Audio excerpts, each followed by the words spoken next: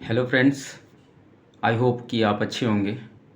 आज का सेशन है कि कैसे तैयारी करें, अपनी बिगनिंग कैसे स्टार्ट करें और जो लोग तैयारी कर चुके हैं वो कैसे अपने आप को वहाँ पे स्टेबल रखें, अपनी तैयारी को कंटिन्यूटी बनाए रखें ताकि आपको डिमोरलाइज ना हो और आप अपने काम को अच्छे से करें। बट एक चीज़ जो मैं कहना चाह रहा हूँ कि अगर आप अभी बिगनिंग कर रहे हैं तैयारी की, तो सबसे पहले जो भी चीज़ें आपको बताई जा रही हैं, बुक लिस्ट और किताबें, उनको थोड़ा-थोड़ा करके पढ़ना चालू करें। एक दिन में आपकी तैयारी नहीं होगी, या आप सोचो एक दिन में 10 घंटे पढ़ लूँ, अगले दिन में 5 घंटे पढ़ लूँ, कभी नहीं हो पाएगा। पढ़ाई जो है धीरे-धीरे होती है। पहले दिन आप 2 घंटे का टारगेट करिए, फिर 3 घंटे का, फिर 4 घंटे का। डे बाय डे आप थोड़ा-थोड़ा इंक्रीज़ करिए। फिर आप अपनी सीटिंग पावर बढ़ाइए, मतलब बैठने की पावर बढ़ाइए कि आप कितनी देर तक कुर्सी मेज़ पे टिक सकते हैं, बिना डिस्ट्रैक्शन हुए। जब आप धीरे-धीरे पढ़ना चालू कर देंगे तो आपकी कैपेसिटी बढ़ जाएगी पढ़ने की, और जब कैपेसिटी बढ़ जाएगी तो आपके सिलेबस, आपके बुक लिस्ट सारे के सारे कवर होना चालू हो जाएँगे। सबसे इम्पोर्टेंट बात ये है कि इस तैयारी में जो स्टार्टिंग का जो 1 ईयर और 2 year, max to max 2 year, ये बहुत इम्पोर्टेंट होता है। इस प्रिपरेशन के टाइम जो सीरियस कैंडिडेट होते हैं, इन्हीं 2 ईयर को सँभाल नहीं, मतलब जो इन 2 ईयर होता है, जो सीरियस कैंडिडेट है, उस तो अच्छे से पढ़ लेते हैं, कंटिन्यूटी बना के रखते हैं, कंसिस्टेंसी बनी रहती है। लेकिन इसी 2 ईयर के दौरान कई लोग जो हैं, अपने प्रिपरेशन से डाइवर्ट हो जाते हैं। बहुत से लोग हैं, मेरे खुद के फ्रेंड्स हैं, और बहुत से ऐसे लोग हैं जो इस कंसिस्टेंसी को कंटिन्यू नहीं कर पाए। और अगर आपने इस 2 ईयर के या 1 ईयर के जो भी प्रिपरेशन टाइम होता है, उसमें अगर आपने अच्छे से फ़ोकस किया, अच्छे से पढ़ा, तो आपकी तैयारी हमेशा अच्छी रहेगी। आप जब कभी भी आप अपने एग्ज़ाम में लगिए, कभी भी तैयारी करिए, आप चाहे कहीं भी हो, चाहे कहीं सेलेक्ट हो जाएँ, आपके कॉन्सेप्ट क्लियर रहेंगे। जब आपके कॉन्सेप्ट क्लियर रहेंगे, तो आपको कोई भटकाव नहीं कर सकता है, आपके डिटर्मिनेशन को कोई तोड़ नहीं सकता है। ये मेरा खुद का एक्सपीरियंस है। और लाइफ में क्या है कि उसके बाद उतार-चढ़ाव आता रहता है। अब बहुत उतार-चढ़ाव आएगा, पता नहीं कब क्या हो जाए। किसी को हेल्थ का इश्यू हो जाए, किसी को इकॉनमी का इश्यू हो जाए, किसी के घर के फाइनेंशियल इश्यू हो जाए, किसी के घर में कोई दिक्कत हो जाए, किसी के ऊपर रिस्पॉन्सिबिलिटी आ जाए।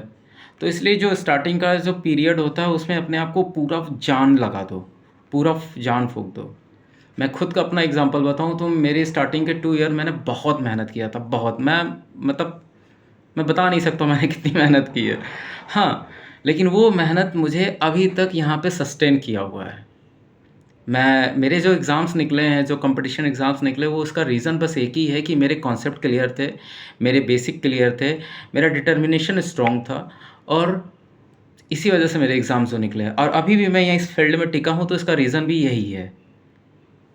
वो 2 साल का एफ़र्ट, वो डेढ़ 2 साल का जो एफ़र्ट होता है, तो वो एफ़र्ट आपको लगाना है, उसके लिए कभी मत पीछे हटिए। और अप्स एंड डाउन्स लाइफ़ में आते हैं। मेरा खुद का है, मैं खुद के अपने बारे में कभी आपको बताऊँगा। मेरी लाइफ़ में बहुत अप्स एंड डाउन्स आए हैं, और मेरा खुद का, मैं हेल्थ से काफ़ी कुछ जूझा हूँ, तो उससे भी मैंने बहुत कुछ सीखा है। वो मैं कभी कभी बाद में बताऊँगा, बहुत पुरानी बात है।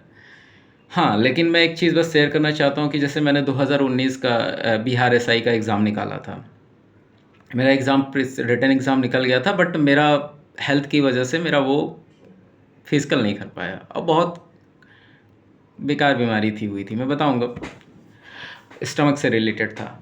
और 2021 में आरओ का भी मैंने निकाला, उसके में मैं फाइनल मेरिट से बाहर हुआ। यूपी पीसीएस 2021-2022 का मैंने मेंस लिखा, रिटन के एग्ज़ाम से बाहर हुआ। अभी रिसेंट में मैंने हाँ, यूपी पीसीएस का 2023 का वैकेंसी आई थी, अपर निजी सचिव का, उसके भी मैंने रिटन एग्ज़ाम निकाले। तो ये जो रिटन एग्ज़ाम निकाले, और फिर कुछ हेल्थ इश्यू आ गया। तो ये जो एग्ज़ाम्स निकल रहे हैं ना, ये ऐसे नहीं निकल रहे हैं। ये एग्ज़ाम इसलिए निकल रहे हैं, अभी मैंने जो आरओ का पेपर दिया, उसमें भी अच्छे न मार्क्स थे, 135 मार्क्स थे। पता नहीं क्या चीज़ हुआ है, आप लोग तो न्यूज़ सुन ही रहे होंगे। तो ऐसा नहीं है कि ये मेरी तैयारी नहीं है, मेरी तैयारी हमेशा थी, हमेशा रहेगी, क्योंकि वो जो स्टार्टिंग का जो मेहनत है, वही आपको आगे बढ़ाने का काम करता है। बाकी जो सबसे इम्पोर्टेंट है इस तैयारी में, जो मैं अपने आप में, मुझे जो समझ आया, जो जिसके लाइफ में जो एक्सपीरियंस होता है वो शेयर करता है। हेल्थ हेल्थ अगर आपने संभाल लिया ना तो आप सब कुछ कर ले जाओगे। तो हेल्थ को बहुत स्ट्रॉन्ग रखना है अपने। आप रेगुलर मेडिटेशन करो, रेगुलर एक्सरसाइज करो, क्योंकि ये जो तैयारी है ये कोई ये ऐसा नहीं है कि आपने 1 साल पढ़ा एग्ज़ाम निकल गया, फाइनल सिलेक्शन हो गया, नहीं। आपको क्या है ना कि कई बार चीज़ें आपके अगेंस्ट में होंगी, आप कितना भी एफर्ट लगाओगे आपकी चीज़ें अगेंस्ट जाएँगी। तो आपको क्या करना है कि अपनी हेल्थ को मेंटेन रखना है, अपनी हेल्थ को मेंटेन रखना है, अपने आप माइंड को शांत रखना है और ये चीज़ें धीरे-धीरे आएँगी। ऐसा नहीं है कि मैं भी आप ही लोगों की तरह पहले ऐसा ही था कि नहीं पेशेंस नहीं था, चीज़ें नहीं थी। अब पेशेंस भी है, माइंड स्थिर भी रहता है और हेल्थ पे भी काफ़ी काम करता हूँ। योगा, मेडिटेशन, एक्सरसाइज़ और अपने आप को रिलैक्स करता हूँ।